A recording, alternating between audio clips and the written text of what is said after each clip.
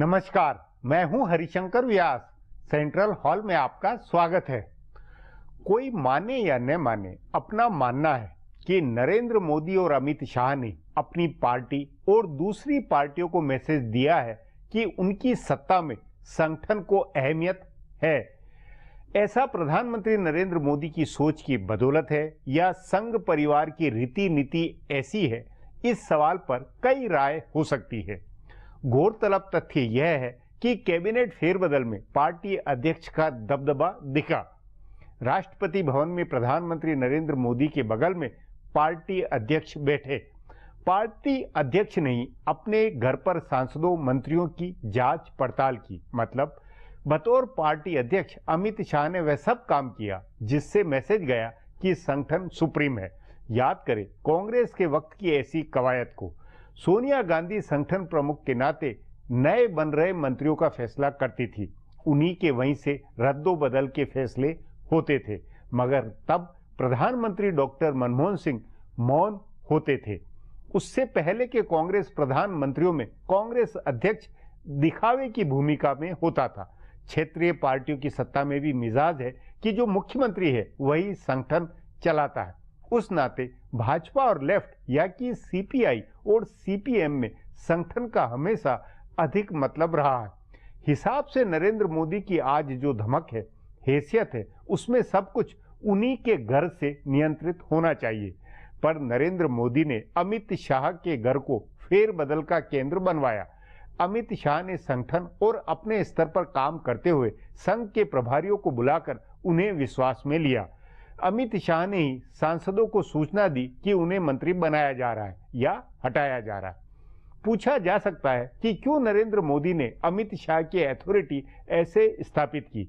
इस बात में चाहे तो गुजरात मॉडल के राजकाज को भी बूझ सकते हैं। नरेंद्र मोदी और अमित शाह की जुगलबंदी में सरकार और पार्टी जिस मुकाम में है उसमें विचारधारा संगठन को लेकर जो व्यवस्था बनी है वह आगे मतलब रखने वाली है।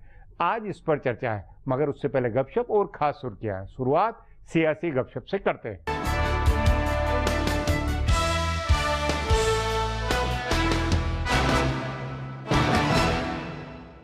कांग्रेस पार्टी में एक मुश्त बड़े बदलाव की जरूरत है, लेकिन पार्टी किश्तों में बदलाव कर रही है। कर्नाटक में विवाद हुआ तो वहां कार्यवाहक अध्यक्ष बनाया गया। उत्तर प्रदेश और पंजाब में जरूरी हुआ तो 2 महासचिव बनाए गए। उत्तर प्रदेश के अध्यक्ष निर्मल खत्री ने इस्तीफा दिया और चुनाव की मजबूरी हुई तो वहां प्रदेश अध्यक्ष बनाया गया। इसी तरह असम में प्रदेश अध्यक्ष अंजना दत्ता का निधन हो गया है तो वहाँ नया अध्यक्ष नियुक्त किया जाएगा। तमिलनाडु में प्रदेश अध्यक्ष EVKS इलांगोवन ने इस्तीफा दे दिया है तो उनकी जगह नया अध्यक्ष नियुक्त किया जाना है। बताया जा रहा है कि कांग्रेस के दिग्गज नेता और पूर्व केंद्रीय गृह मंत्री पी चिदम्बरम के नाम की चर्चा चल रही है। बहरहाल कर्नाटक और बिहार में पूर्णकालिक अध्यक्षों की नियुक्ति होनी है। दोनों जगह प्रदेश अध्यक्ष राज्य सरकार में मंत्री भी हैं। उत्तर प्रदेश में राज बब्बर को अध्यक्ष बनाए जाने के बाद बिहार में कयास लगाए जा रहे हैं कि किसी ब्राह्मण नेता को प्रदेश की कमान मिल सकती है। इसका कारण यह है कि पूरे उत्तर भारत में किसी राज्य में ब्राह्मण प्रदेश अध्यक्ष नहीं है और कांग्रेस को उत्तर प्रदेश में ब्राह्मण वोट हासिल करना है। हालांकि कहा जा रहा है कि पार्टी वहां सीएम पद के लिए ब्राह्मण चेहरा प्रोजेक्ट कर सकती है। उधर कर्नाटक में गृह मंत्री जी परमेश्वरा को अध्यक्ष पद से हटाकर DK शिव कुमार को बनाने की चर्चा है, लेकिन वे भी दोहरी जिम्मेदारी चाहते हैं, इसलिए मामला अटका हुआ है। कांग्रेस पार्टी में कपिल सिब्बल का ऐसा जलवा बना है जैसा केंद्रीय मंत्री रहते भी नहीं था। वे जिस मुकदमे में हाथ डाल रहे हैं उसमें पार्टी को जीत दिला रहे हैं। कांग्रेस के जानकार सूत्रों का कहना है कि सोनिया व राहुल गांधी से लेकर पार्टी के सभी मुख्यमंत्री उनके मुरीद हो गए हैं। अरुणाचल प्रदेश में कांग्रेस की सरकार बहाल किए जाने के सुप्रीम कोर्ट के फैसले के बाद उनका जलवा और बढ़ा है। बहाल हुए मुख्यमंत्री नबब टुकी ने उनसे खास तौर से मुलाकात कर उनका आभार जताया। इससे पहले उत्तराखंड में भी इसी तरह के मुकदमे में उन्होंने कांग्रेस की सरकार बहाल कराई थी। तब मुख्यमंत्री हरीश रावत ने उनका आभार जताया था। अरुणाचल प्रदेश के मुकदमे से ठीक पहले कपिल सिब्बल ने नेशनल हेराल्ड मामले में सोनिया और राहुल गांधी को बड़ी राहत दिलाई। उन्होंने कांग्रेस और एसोसिएटेड जर्नल की बैलेंस शीट और आयकर के दस्तावेज जमा कराने के निचली अदालत के फैसले को हाई कोर्ट में रद्द करा दिया। पार्टी और संवैधानिक मामलों से अलग निजी मुकदमों में भी कपिल सिब्बल का जलवा बरकरार है। सहारा प्रमुख सुब्रत रॉय को उन्होंने सुप्रीम कोर्ट से बड़ी राहत दिलाई है। वे अपनी मां के निधन के बाद पैरोल पर जेल से निकले थे और उसके बाद 2 बार उनकी पैरोल की अवधि बढ़ गई है। यूपीए सरकार हटने के बाद कांग्रेस के कई नेताओं सलमान खुर्शीद, पी चिदम्बरम, मनीष तिवारी आदि ने भी अदालत में प्रैक्टिस शुरू की थी, लेकिन कपिल सिब्बल ने सबको पीछे छोड़ दिया है।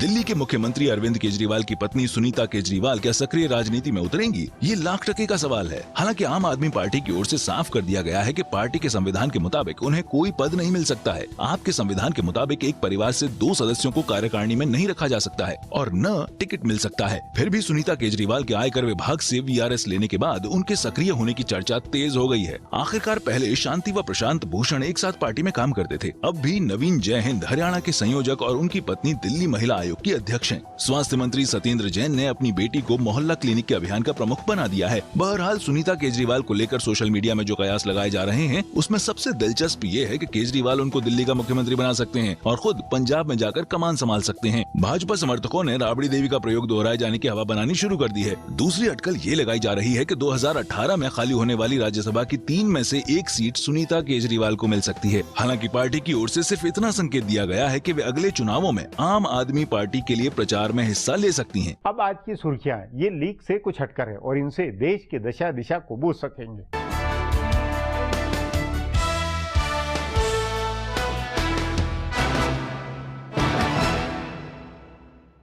कांग्रेस के वरिष्ठ नेता गुलाम नबी आजाद को प्रभारी और राज बब्बर को प्रदेश अध्यक्ष बनाने के बाद कांग्रेस ने 78 साल की शीला दीक्षित को उत्तर प्रदेश में मुख्यमंत्री पद का दावेदार बनाने का फैसला किया है। कांग्रेस महासचिव जनार्दन द्विवेदी और गुलाम नबी आजाद ने आज औपचारिक रूप से उनके नाम की घोषणा की। पार्टी ने अमेठी के राजा और राज्यसभा सदस्य संजय सिंह को चुनाव अभियान समिति का अध्यक्ष बनाया है और पूर्व केंद्रीय मंत्री RPN सिंह को उपाध्यक्ष बनाया गया है। राज बब्बर के साथ पहले 4 उपाध्यक्ष बनाए गए थे। कांग्रेस के चुनावी रणनीतिकार प्रशांत किशोर की राय पर शीला दीक्षित का नाम तय किया गया है। उन्होंने कहा था कि राहुल या प्रियंका गांधी में से कोई सीएम का दावेदार बने और अगर ये दोनों तैयार नहीं होते हैं तो शीला दीक्षित को दावेदार बनाया जाए। शीला दीक्षित ने भी पहले ही संकेत दे दिया था कि वे इस भूमिका के लिए तैयार हैं। उन्होंने कहा था कि वे उत्तर प्रदेश की बहू हैं और उनके लिए इतना काफी है। गौरतलब है कि वे उत्तर प्रदेश के दिग्गज ब्राह्मण नेता रहे उमा शंकर दीक्षित की बहू हैं।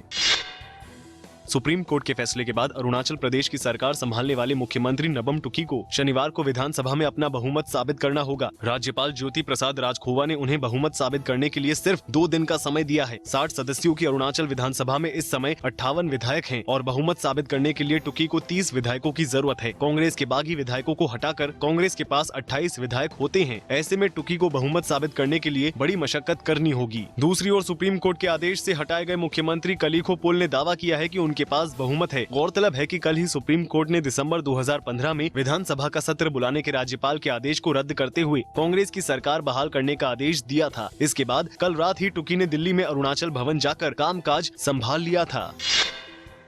जम्मू कश्मीर में हिजबुल मुजाहिदीन के आतंकी कमांडर बुरहान वानी को मारे जाने का मामला संयुक्त राष्ट्र संघ में उठाकर पाकिस्तान फंस गया है। भारत ने ये मुद्दा संयुक्त राष्ट्र में उठाने का कड़ा विरोध करते हुए कहा कि पाकिस्तान आतंकवादियों का गुणगान करता है। भारत ने कहा कि पाकिस्तान की नजर दूसरे देशों के भूभाग पर है और इसके लिए वो आतंकवाद को सरकारी नीति के तौर पर इस्तेमाल करता है। संयुक्त राष्ट्र संघ में भारत के स्थायी प्रतिनिधि सैयद अकबरुद्दीन ने पाकिस्तानी प्रतिनिधि मलिहा लोधी की आलोचना करते हुए कहा कि पाकिस्तान आतंकवादियों का गुणगान करता है और इसी ट्रैक रिकॉर्ड की वजह से उसे संयुक्त राष्ट्र के मानवाधिकार संगठन में आज तक जगह नहीं मिली है। अकबरुद्दीन ने कहा कि पाकिस्तान ने संयुक्त राष्ट्र के मंच का दुरुपयोग करने की कोशिश की लेकिन उसे इस मसले पर किसी की तवज्जो नहीं मिली। ये भी खबर है कि अमेरिकी सांसदों ने भी कहा कि पाकिस्तान का ये रुख आतंकवादियों का समर्थन करने का निर्विवाद प्रमाण है। पूरे देश के लिए साझा मेडिकल प्रवेश परीक्षा यानी नीट का नियम लागू करने के सुप्रीम कोर्ट के फैसले को 1 साल तक रोकने के लिए लाए गए अध्यादेश पर सुप्रीम कोर्ट ने नाराजगी जाहिर की है। सुप्रीम कोर्ट ने यहाँ तक कहा है कि इसको लाए जाने की जरूरत नहीं थी। अदालत ने सरकार से नाराजगी जताते हुए कहा कि अध्यादेश लाकर केंद्र सरकार राज्यों से कह रही है कि वे सुप्रीम कोर्ट का फैसला न माने, लेकिन अदालत ने अध्यादेश पर रोक लगाने से इनकार कर दिया है। सुप्रीम कोर्ट ने कहा है कि अगर अब वो इस पर रोक लगाएगी तो अव्यवस्था फैलेगी। गौरतलब है कि नीट के दूसरे चरण की परीक्षा 24 जुलाई को होने वाली है। सरकार की ओर से पेश अटॉर्नी जनरल ने सफाई देते हुए कहा कि अध्यादेश सिर्फ 1 साल के लिए है और उसमें भी राज्यों को छूट है कि वे चाहें तो नीट लागू कर सकती हैं। कई राज्य अध्यादेश के बजाय सुप्रीम कोर्ट के आदेश को ही लागू कर रही हैं। फिलहाल अब एक ब्रेक है, फिर खुलासा होगा।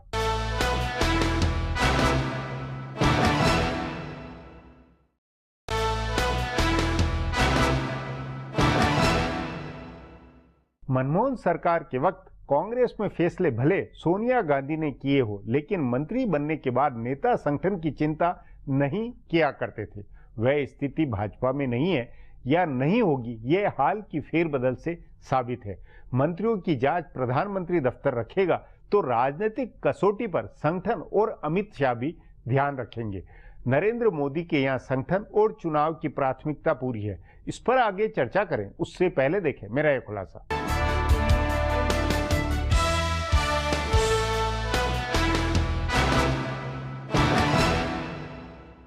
भारतीय जनता पार्टी में हमेशा संगठन मजबूत रहा है। यह पुराने जमाने से पंचायती पार्टी रही है। कोई भी फैसला एक जगह से होने की परंपरा नहीं रही है। पार्टी के कई नेता और संघ के पदाधिकारी मिलकर फैसले करते रहे हैं। अटल बिहारी वाजपेयी और लाल कृष्ण आडवाणी के युग में भी मोटे तौर पर कामकाज का यही ढांचा था, लेकिन नरेंद्र मोदी और अमित शाह के युग में इसमें थोड़ा बदलाव हुआ है। अब फैसले करने के ज्यादा केंद्र नहीं रह गए हैं। सत्ता का एक केंद्र नरेंद्र मोदी है तो संगठन का एक केंद्र अमित शाह है। खुद नरेंद्र मोदी ने भी अमित शाह की धुरी को मजबूत बनवाया है। 5 जुलाई को हुई कैबिनेट फेरबदल में इसकी झलक साफ दिखाई दी। जिन 19 नए मंत्रियों को शपथ दिलाई जानी थी, उन्हें एक दिन पहले अपने घर पर बुलाकर अमित शाह ने मंत्री बनाए जाने की सूचना दी। 2014 में यह काम खुद नरेंद्र मोदी ने किया था, लेकिन इस बार राजनीतिक जरूरत और नेताओं के कामकाज के नजरिए से मंत्री चुनने का काम उन्होंने अमित शाह को सौंपा था। इसी तरह से अपनी कसौटी पर उन्होंने जिन मंत्रियों को हटाने का फैसला किया, उसकी भी सूचना उन्होंने अमित शाह के जरिए ही दिलवाई। कैबिनेट फेरबदल से कई दिन पहले अमित शाह ने मीडिया से कह दिया था कि फेरबदल होगी,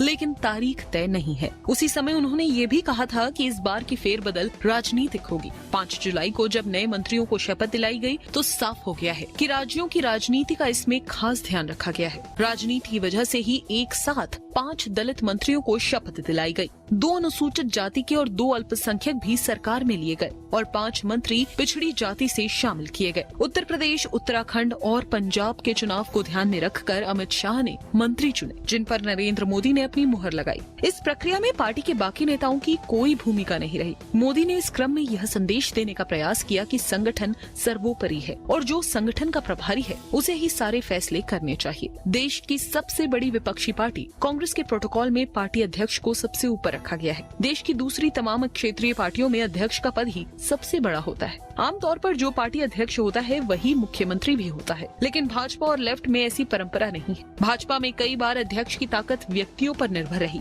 मिसाल के तौर पर अटल बिहारी वाजपेयी, लाल कृष्ण आडवाणी, मुरली मनोहर जोशी या नितिन गडकरी ही ऐसे अध्यक्ष रहे जिनके हाथ में पूरी कमान रही। बाकी तो भाजपा में वेंकैया नायडू, जना कृष्णमूर्ति और बंगारू लक्ष्मण भी अध्यक्ष रहे। बहरहाल अमित शाह के अध्यक्ष बनने के बाद पार्टी का संगठन नए सिरे से परिभाषित हुआ है। उन्होंने इसे सतत चुनाव लड़ने वाली बॉडी के रूप में विकसित किया है। पार्टी हमेशा चुनाव और प्रचार के मोड में आई है, तभी कांग्रेस या दूसरी कोई पार्टी मुकाबले के लिए तैयार नहीं दिख रही है। मोदी को पता है कि सिर्फ उनका कामकाज अगली बार जीत का आधार नहीं होगा। शाह की कमान में तैयार हुए संगठन की भी बड़ी भूमिका होगी। अब एक ब्रेक है, उसके बाद अमित शाह की धमक के मायने पर चर्चा करेंगे।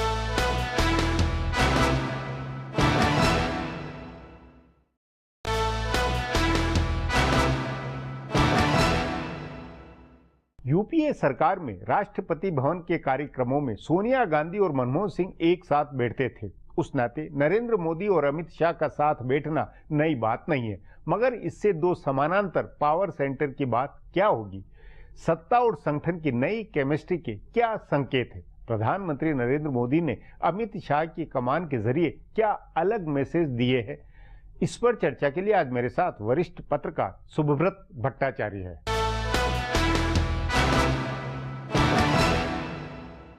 सुबो जी, आम चर्चा अब ये है कि अमित शाह की धमक भाजपा में, सरकार में बढ़ गई है। इस बात को आप किस तरह लेते हैं? अमित शाह ने 11 अकबर रोड में बुलाकर जो मंत्री बनने वाले थे उनको एक दिन पहले उनको खबर दे दी कि आप मंत्री बनने वाले हैं। जी। शहर में पूरी खबर थी कि उससे पहले 2 दिन तक नरेंद्र मोदी और अमित शाह बैठकर इस रिशफल का खाका बनाते रहे। और पिछली बार अगर आपको याद हो कि नरेंद्र मोदी ने स्वयं बुला के मंत्रियों को बुलाया था गुजरात भवन कि हम आपको मंत्री बनाएंगे। इस बार वो काम उन्होंने पार्टी अध्यक्ष को दे दिया। यानी कि पार्टी का जो वर्चस्व है सरकार में, ये सरकार नरेंद्र मोदी की नहीं है, ये सरकार बीजेपी की है, ये सिद्ध की गई। नहीं, ये इसको इस तरह नहीं ले सकते कि नरेंद्र मोदी का क्योंकि अमित शाह पे भरोसा है, विश्वास ज्यादा, इसलिए उन्होंने सुपुर्द किया। देखिए, वो तो जाहिर है कि अमित शाह पे उनको भरोसा है, तभी अमित शाह अभी अध्यक्ष हैं। और अगर आप देखें कि इस पार्टी के अंदर बीजेपी में 1980 में बनने के बाद कई अध्यक्ष रहे, कई आए कई गए, और पिछले 2 दशक में कांग्रेस एक ही अध्यक्षा को लेके सिमटी रह गई। और अब भी जब उनको हटाने की बात चलती है तो कहते हैं उनका बेटा आ जाए या उनकी बेटी आ जाए या और कोई नहीं, तो उनका वो उनके देवर का बेटा आ जाए। हाँ, परिवार के बाहर सोचा नहीं जाता।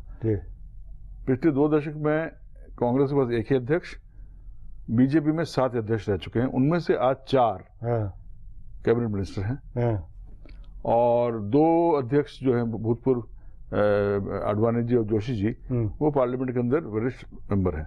ये एक डेमोक्रेटिक ट्रेडिशन नजर आती है। नहीं, इसको डेमोक्रेटिक या इसमें संगठन और पार्टी राजनीति में संगठन विचारधारा का संगठन ही बीजेपी को आगे लेके आई है। देखिए, मतलब इसमें आप ये बता रहे हैं कि कांग्रेस और भाजपा में आज ये जो फर्क आया उसकी एक वजह संगठन है। आडवाणी जी सदा कहते थे that we are a party with a difference.